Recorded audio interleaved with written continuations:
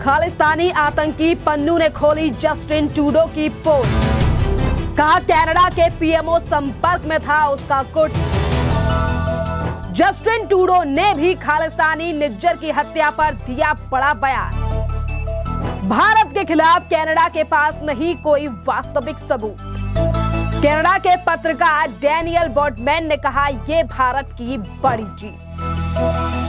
जिस तरीके से लगातार खालिस्तानियों की हत्या को लेकर भारत को आंख दिखा रहे जस्टिन ट्रूडो की पोल जो है वो अब लगातार खुलती हुई नजर आ रही है और अब जस्टिन ट्रूडो को लेकर ही एक बड़ा बयान दे दिया है और पोल खोल दी है उन्हीं खालिस्तानियों ने जिन्हें लगातार शरण देने का काम जो है वो कनाडा की सरकार के द्वारा किया जा रहा था। जी हाँ, दरअसल आपके लिए बता दें, सिख फॉर जस्टिस के हेड गुरु पतवंत सिंह पन्नू जो आए दिन प्रधानमंत्री नरेंद्र मोदी या भारत को गीदड़ भभकी देते हुए नजर आते हैं, पर आज वही यानी कि अगर हम बात करें इसी गुरु पतवंत सिंह पन्नू ने पोल खोलकर रख दी है कनाडाई प्रधानमंत्री जस्टिन ट्रूडो की। जिस तरीके से जस्टिन ट्रूडो जो है वो लगातार निज्जर की हत्या को लेकर भारत को उंगली दिखा रहे थे।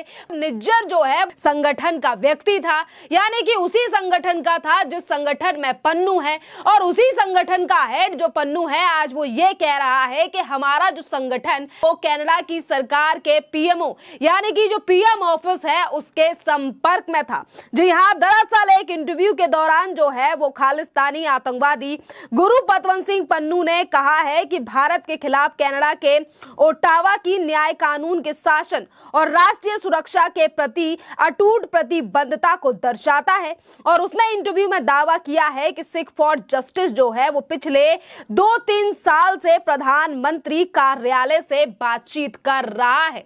पिछले 2-3 सालों से जो है वो प्रधानमंत्री कार्यालय यानी कि जस्टिन ट्रूडो के जो पीएम ऑफिस है उसके संपर्क में है और यहाँ पर जब किसी एक व्यक्ति यानी कि निज्जर की हत्या बीते साल यानी कि जून के महीने में हो जाती है तो यही जस्टिन ट्रूडो जो है वो भारत सरकार के ऊपर आरोप लगाते हैं और यहाँ पर एक इंटरव्यू एक और वायरल हो रहा है सोशल मीडिया पर, जहां पर कई पत्रकारों ने जो है वो जस्टिन ट्रूडो से भारत को लेकर सवाल पूछा और इसी के जवाब में जो है वो कनाडा के प्रधानमंत्री जस्टिन ट्रूडो कहते हैं कि हमारे पास भारत के खिलाफ कोई सबूत नहीं है, लेकिन मामला कनाडा की अदालत में है और अभी सब कुछ साबित होना बाकी है, लेकिन दोषी तो भारत है।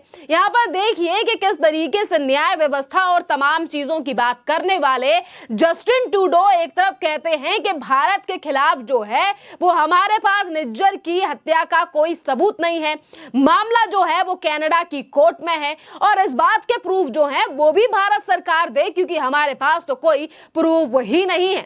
और जिस तरीके से ये बयान जो है वो अब सोशल मीडिया पर लगातार वायरल हो रहा है तो देखिए लगातार जो है वो किरकिरी होती हुई नजर आ रही है कनाडा के प्रधानमंत्री जस्टिन ट्रूडो की, जिस तरीके से को वो बिना किसी प्रूफ के जो है वो लगातार भारत सरकार के ऊपर उंगली दिखा रहे थे, वो भी एक खालिस्तानी की हत्या को लेकर, जिसपे भी लगातार ये सवाल उठ रहे हैं कि एक तरफ कनाडा में आने वाले हैं चुनाव यानी कि प्रधानमंत्री के चुनाव आने वाले हैं वहां पर, तो किस तरीके से जो है यही जस्टिन ट्रूडो इन्हीं खालिस्तानियों को लगातार जगह जो है वो दे रहे हैं कनाडा में।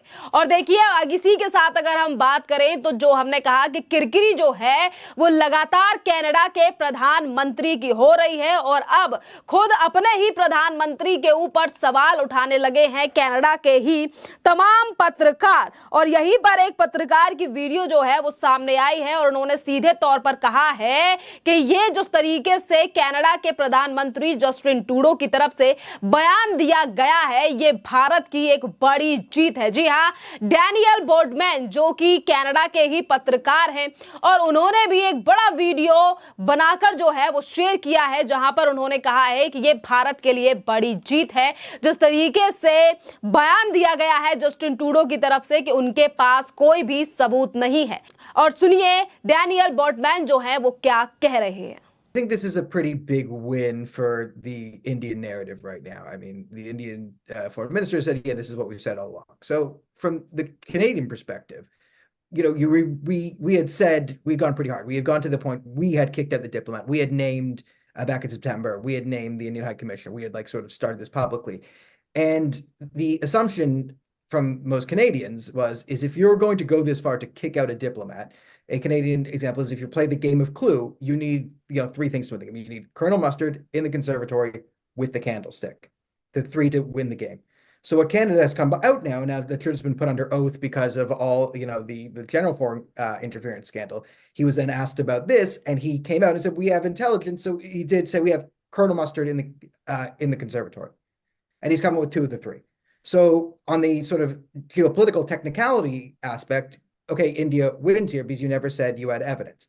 But what does it change from like the grand structures of things?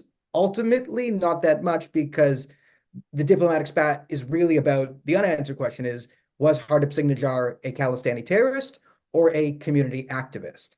And that general disagreement has not moved. Right. I would also like to have a reaction on the Indian statement where, it has said that whatever Trudeau has said, that this is what we have been saying since long, that there is no evidence provided to us. And now the responsibility for the damage that this behavior has caused to India-Canada relationship lies with Justin Trudeau alone.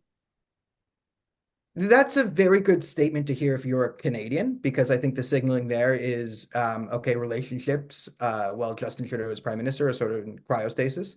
And it leaves the door open that if there is a change of government and a less generally hostile administration, deals can be made. We can all get back to normal. But they do lay the blame here at Prime Minister Trudeau, who, again, claimed to have hard evidence against Indian diplomats, and then came out with intelligence.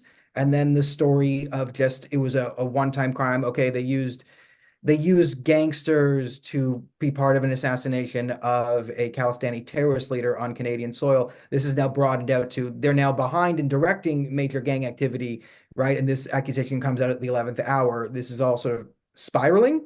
And it is good to hear as Canadians that this can end when the Trudeau government ends, which a lot of us are kind of, if you look at the polling, the Liberals are about to get obliterated in any poll. There's an internal caucus revolts right now. There's so many scandals that this Indian scandal will be lost within the noise of the next scandal, which should debut in a week or so. And that's, but a win for India. They didn't come out with hard evidence. They came out with intel. And India gets to stick to its guns. And what's the world going to do? Embargo India? Start a trade war with India while we have the problems of Iran and Russia and the rest of the Middle East to deal with? China? No, it's not gonna do it. Right. Daniel Trudeau has also said that Canada did not want to end up in the current state of tension with India. And he has said that my position and Canada's position is to defend the territorial integrity of India, adding that one India is our policy, but yet he has been supporting Khalistani extremism, giving space to terrorism. What is your comment on that? Trudeau says things, and then Trudeau does things. Oftentimes, what Trudeau says he is doing does not match up with the reality of what he is doing. So he might claim that he is against Khalistani separatism, but he would also promote Khalistani separatism. So I don't think it's outlandish to assume that he is in fact being untruthful when he says he is doing something when he is not doing that thing. And this is a common Justin Trudeau thing, which is again leading back to his scandals and unpopularity. आपने सुना कि किस तरीके से Daniel Boardman ने सीधे तौर पर कहा है कि जिस तरीके से कनाडा के प्रधानमंत्री ने कहा है कि उनके पास कोई सबूत नहीं है, ये जो है ये भारत के लिए बड़ी जीत है। कनाडाई दृष्टिकोण से हम बहुत कठोर हो गए थे। हम उस वक्त बिंदु तक पहुंच गए जहां हमने एक राजनयिक को बाहर निकाल दिया। हमने भारत उच्चायोग का नाम लिया था, पर हमने इसे सार्वजनिक रूप से शुरू किया और फिर इस बारे में पूछा गया और उन्होंने बाहर आकर कहा कि हमारे पास खुफिया जानकारी है।